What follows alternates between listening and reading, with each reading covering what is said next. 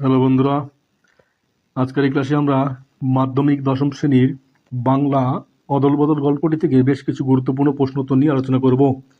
তাই তোমরা ভিডিওটা স্কিপ না করে শেষ পর্যন্ত দেখো। প্রথম যে সংক্ষিপ্ত প্রশ্নগুলো বা 1 নম্বরের প্রশ্নগুলো, অদল বদল গল্পটি কার লেখা? উত্তর হলো অদল বদল গল্পটি গুজরাটি লেখক পান্নালাল প্যাটেলের লেখা। গল্পটি বাংলা ভাষায় কে তর্জমা বা অনুবাদ করেছেন? উত্তর হলো গল্পটি বাংলায় অনুবাদ করেছেন অর্ঘ্যকুসুম দত্তগুপ্ত। প্রশ্ন দেখো কি আছে পরের প্রশ্ন, অদল বদল গল্পটি কোন মূল গ্রন্থ থেকে নেওয়া হয়েছে? গল্পটি সেরা বিদেশি গল্প নামক সংকলন থেকে নেওয়া হয়েছে। অমৃত ইসাবের গায়ের জামা দুটি কেমন ছিল? উত্তর হলো অমৃত ইসাবের গায়ের জামা দুটি কাপড়ের রং এবং মাপে একেবারে একই রকম ছিল। অমৃত ইসাবের মধ্যে মিল ও অমিল কি ছিল? দুজনের মনে গভীর মিল ছিল, তবে অমিল ছিল অমৃতের বাবা মা ও 3 ভাই ছিল, কিন্তু ইসাবের শুধু তার বাবা হাসান ছিল। অমৃত তার মায়ের কাছে নতুন জামার জন্য কেন জেদ ধরেছিল? যেহেতু ইসাব একটি নতুন জামা পেয়েছিল, তাই অমৃত ঠিক তেমনই একটি নতুন জামা পাওয়ার জন্য জেদ ধরেছিল। জামা পাওয়ার জন্য অমৃত কী ধরনের হুমকি দিয়েছিল? অমৃত হুমকি দিয়েছিল যে নতুন জামা না পেলে সে স্কুলে যাবে না এবং মাঠে শুয়ে থাকবে। অমৃতের মা তাকে নতুন জামা কিনে দিতে রাজি হলেন কেন? অমৃতের বাবা তাকে মারতে গেলে ইসবের বাবা হাসান তাকে বাঁচান এবং অমৃতের ছেঁড়া জামা দেখে তার মা শেষ পর্যন্ত জামা কিনে দিতে রাজি হন। হোলির দিন দলের ছেলেরা অমৃত ইসবকে কোথায় দেখতে পেয়েছিল? উত্তর হলো হোলির দিন বিকেলে নিমতলায় একদল ছেলে তাদের দেখতে পেয়েছিল। দলের ছেলেরা অমৃত ইসাবকে দেখে কি চিৎকার করে উঠেছিল? তারা চিৎকার করে উঠেছিল, ওরে ভাই, তোরা দুজনে তো একই রকম জামা পরেছিস, তোদের অদল বদল কর না। বন্ধুরা, তোমরা এই সমস্ত ভিডিও স্টাডি ম্যাটেরিয়াল ডেসক্রিপশনে দেওয়া লিঙ্ক থেকে একদম ফ্রিতে ডাউনলোড করতে পারবে এবং আমাদের মাধ্যমিক দশম শ্রেণীর বাংলার প্রত্যেকটা অধ্যায় ভিত্তিক প্রশ্ন আমাদের চ্যানেলে দেওয়া আছে। অত্যন্ত গুরুত্বপূর্ণ প্রশ্নগুলো। পরের যে প্রশ্ন, কুস্তি লড়ার জন্য কালিয়া কাকে চ্যালেঞ্জ করেছিল? ডাগর ছেলে কালিয়া কুস্তি লড়ার জন্য অমৃতকে চ্যালেঞ্জ করেছিল। কালিয়া অমৃতকে ল্যাং মেরে ফেলে দিয়ে কি ঘটেছিল? অমৃত মাটিতে পড়ে গিয়ে কেঁদে ফেলেছিল এবং তার নতুন জামার পকেট ও একদিকের কোমর থেকে কিছুটা অংশ ছিঁড়ে গিয়েছিল। অমৃতের জামা ছিঁড়ে যাওয়ার পর সে কার শাস্তির ভয় পাচ্ছিল? অমৃত তার মায়ের হাতের মার বা শাস্তির ভয় পাচ্ছিল। অমৃতের ছেঁড়া জামা দেখে ইসবের মাথায় কি বুদ্ধি খেলে গেল? ইসবের মাথায় বুদ্ধি খেলে গেল যে তারা দুজনে তাদের জামা অদল বদল করে নেবে। ইসব কেন নিজের ভালো জামাটি অমৃতকে দিতে রাজি হয়েছিল? উত্তর হলো কারণ ইসব জানতো যে তার বাবা হাসান তাকে মারলেও পরে জড়িয়ে ধরবেন, কিন্তু অমৃতের মা অমৃতকে খুব মারবেন। ইসবের বাবা হাসান পেশায় কী ছিলেন? উত্তর হলো ইসবের বাবা হাসান পেশায় একজন চাষি ছিলেন। জামা বদল করার জন্য অমৃত ও ইসব কোথায় লুকিয়েছিল?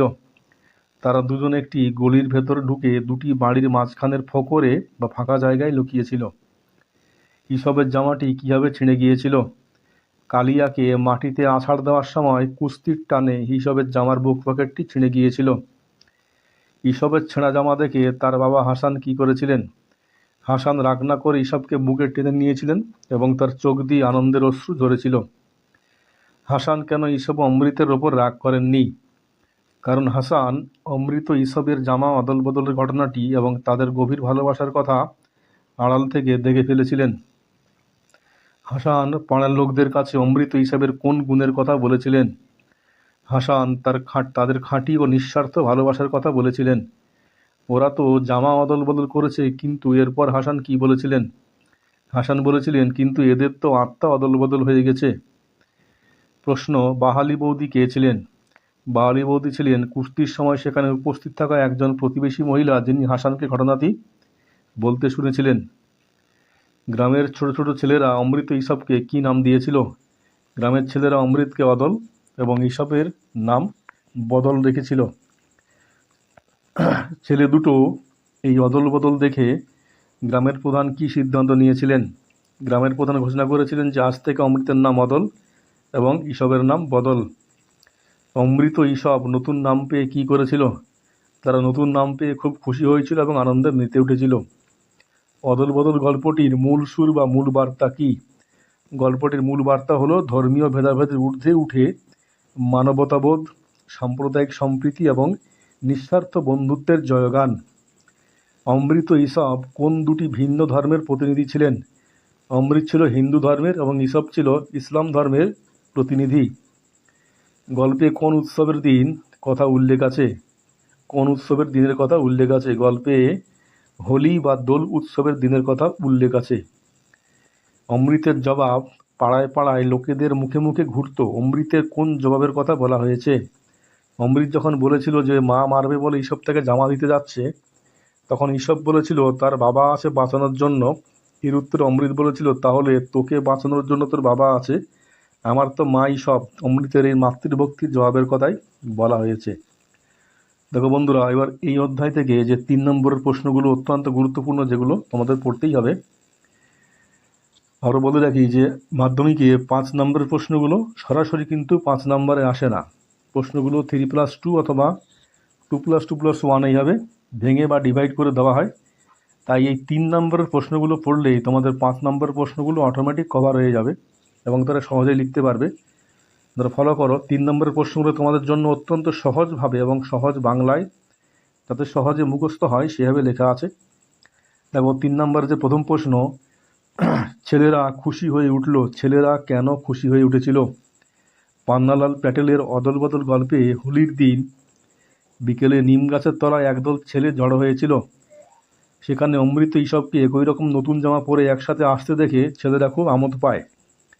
দুজনের গায়ের কাপড়ের তৈরি, রং এবং মাপে হুবহু একরকম জামা দেখে দলের ছেলেরা চিৎকার করে ওঠে এবং তাদের জামা দুটি অদল বদল করার দাবি জানায়। এই নতুন ও মজার খেলার প্রস্তাব পেয়েই পাড়ার ছেলেরা খুশি হয়ে উঠেছিল। অমৃত কেন নতুন জামা পাওয়ার জন্য জেদ ধরেছিল? ঈশবের বাবা হাসান ঈশবকে একটি নতুন কুচকুচে কালো সুতির কাপড়ের জামা কিনে দিয়েছিলেন। ঈশবের সেই নতুন জামাটি দেখে অমৃতের মনেও ঠিক একই রকম জামা পাওয়ার তীব্র ইচ্ছা জাগে। যেহেতু ঈশব ও অমৃত সব কিছুতেই সমান ছিল, তাই জামার ক্ষেত্রে অমৃত কোনো তফাৎ রাখতে চায়নি। এই কারণেই সে তার মায়ের কাছে ঠিক ঈশবের মতো একটি জামা কিনে দেওয়ার জন্য জেদ ধরেছিল। অমৃতের জোর দিয়ে বলার কারণটি কি?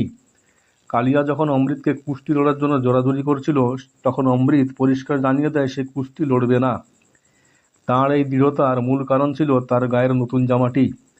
অমৃত অনেক জেদ ধরে মার খাওয়ার ভয় উপেক্ষা করে তার মায়ের কাছ থেকে নতুন জামাটি আদায় করেছিল। সে জানত যে কুস্তি লড়লে জামাটি নোংরা বা ছিঁড়ে যেতে পারে এবং তেমন কিছু হলে তার মা তাকে ভীষণ শাস্তি দেবেন। এই মারের ভয়েই অমৃত কুস্তি লড়তে তীব্র আপত্তি জানিয়েছিল। ঈশবের মেজাজ চড়ে গেল। ঈশবের মেজাজ চড়ে যাওয়ার কারণ কি? কালিয়া নামের ডাগর ডগর ছেলেটি অমৃতকে জোর করে কুস্তিতে আহ্বান করে এবং ল্যাং মেরে মাটিতে ফেলে দেয়। মাটিতে পড়ে গিয়ে অমৃত কেঁদে ফেলে এবং তার নতুন জামাটি ছিঁড়ে যায়। নিজের প্রিয় বন্ধু অমৃতের অপমান এবং তার নতুন জামা ছিঁড়ে যাওয়ার ঘটনাটি ঈশব সহ্য করতে পারেনি। বন্ধুর প্রতি অন্যায় আচরণ দেখে ক্রোধে ঈশবের মেজাজ চড়ে যায় এবং সে কালিয়াকে কুস্তির চ্যালেঞ্জ জানায়। অমৃতের বুক ঢিপ ঢিপ করার কারণ কি? কালিয়াকে মাটিতে আছাড় দেওয়ার পর ঈশবের নিজের জামার বুক পকেটটি প্রায় 6 ইঞ্চি পরিমাণ ছিঁড়ে গিয়েছিল। ঈশবের ছেঁড়া জামা দেখে অমৃত নিজের ভয়ের কথা ভুলে গিয়ে বন্ধুর জন্য অত্যন্ত আতঙ্কিত হয়ে পড়েন। ঈশবের বাবা হাসান অত্যন্ত কড়া মানুষ ছিলেন এবং জামা ছাড়ার অপরাধে ঈশবকে খুব মারধর করতে পারেন। এই আশঙ্কায় বন্ধুর বিপদের কথা চিন্তা করেই অমৃতের বুক ঢিপ করছিল। ঈশবের মাথায় একটা বুদ্ধি খেলে গেল। ঈশবের মাথায় কী বুদ্ধি খেলেছিল এবং কেন? কালিয়ার সাথে কুস্তিতে অমৃতের নতুন জামার পকেট এবং কোমর থেকে কিছুটা অংশ ছিঁড়ে গিয়েছিল। বাড়ি ফিরলে অমৃতকে তার মায়ের হাতে কঠোর শাস্তি পেতে হবে জেনে ঈশবের মাথার এক বুদ্ধি খেলে গেল। সে অমৃতকে গলি ঘুঁজির ভেতর ডেকে নিয়ে গিয়ে বলে যে তারা দুজনে নিজেদের জামা অদল বদল করে নেবে। অর্থাৎ অমৃত ঈশবের ভালো জামাটি পরবে এবং ঈশব অমৃতের ছেঁড়া জামাটি পরবে। এতে অমৃত মায়ের মার থেকে বেঁচে যাবে। এই উদ্দেশ্যে ঈশব এই বুদ্ধি খাটিয়েছিল। তোর তো বাবা আছে, আমাকে বাঁচানোর জন্য কেউ তো নেই। বক্তাকে উক্তিটির তাৎপর্য বুঝিয়ে দাও। উদ্ধৃত উক্তিটির বক্তা হলেন অমৃত। যখন ঈশপ নিজের ভালো জামাটি অমৃতের ছেঁড়া জামার সাথে অদল বদল করতে চায়, তখন অমৃত তার মনে করিয়ে দেয় যে জামা ছেঁড়ার অপরাধে ঈশপের বাবা তাকে মারতে পারেন। এর জবাবে ঈশপ বলে যে তার বাবা মারলেও পরে তাকে বুকে টেনে নেবেন।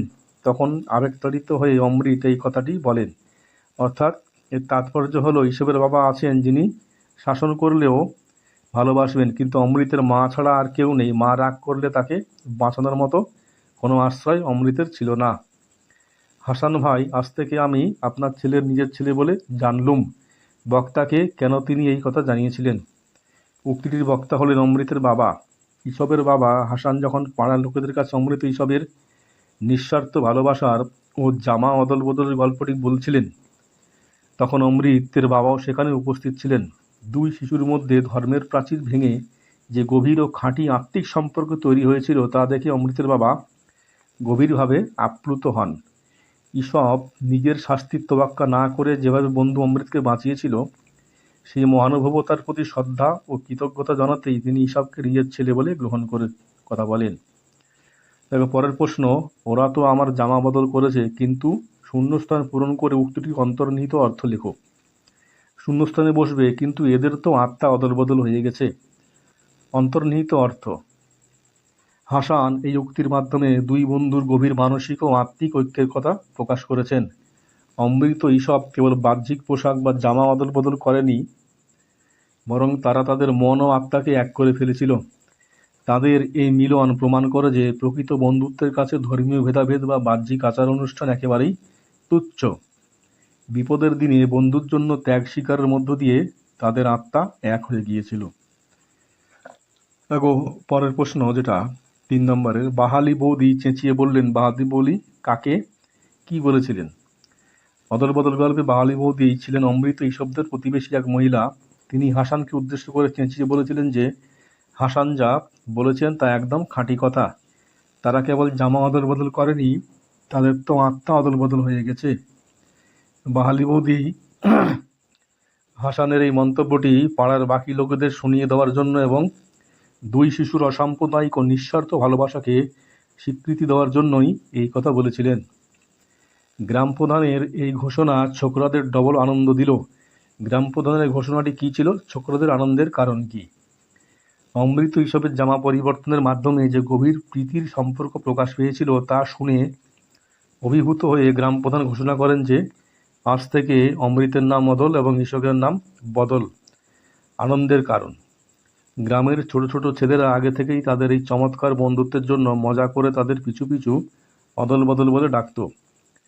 এখন স্বয়ং গ্রাম প্রধান সরকারিভাবে বা আনুষ্ঠানিকভাবে তাদের এই নাম দেওয়ায় ছেলেদের আনন্দের সীমা রইল না এবং তারা দ্বিগুণ উৎসাহে তাদের নতুন নামে ডাকতে শুরু করলো। দেখো শেষ প্রশ্ন, অদল বদল গল্পটি কীভাবে সাম্প্রদায়িক সম্প্রীতির বার্তা বহন করে? অত্যন্ত গুরুত্বপূর্ণ প্রশ্ন এটা। গল্পের দুই প্রধান চরিত্র অমৃত ও ঈশপ যখন হিন্দু ও মুসলিম সম্প্রদায়ের প্রতিনিধি, কিন্তু তাদের পোশাকে, স্বভাবে এবং অন্তরের ভালোবাসায় কোনো ভেদ ছিল না। অমৃতকে মায়ের মারার থেকে বাঁচাতে মুসলিম বালক ঈশপ নিজের ভালো জামাটি তাকে দিয়ে দেয় এবং নিজে ছেঁড়া জামা পরে শাস্তির ঝুঁকি নেয়। আবার ঈশপের বাবা হাসান সানন্দে এই ঘটনা মেনে নিয়ে দুই শিশুর আত্মিক মিলনকে উদযাপন করেন। কোনো ধর্মীয় সংকীর্ণতা বা সামাজিক ভেদাভেদ তাদের এই ভালোবাসাকে স্পর্শ করতে পারেনি। এইভাবে গল্পটি এক সুগভীর সাম্প্রদায়িক সম্প্রীতির বার্তা বহন করে। দেখো বন্ধুরা, এই ছিল আজকের ক্লাস। ভিডিওটি ভালো লাগলে অবশ্যই লাইক, কমেন্ট ও শেয়ার করো, এবং যারা এখনও চ্যানেলটি সাবস্ক্রাইব করনি তারা এক্ষুনি চ্যানেলটি সাবস্ক্রাইব করে রাখো।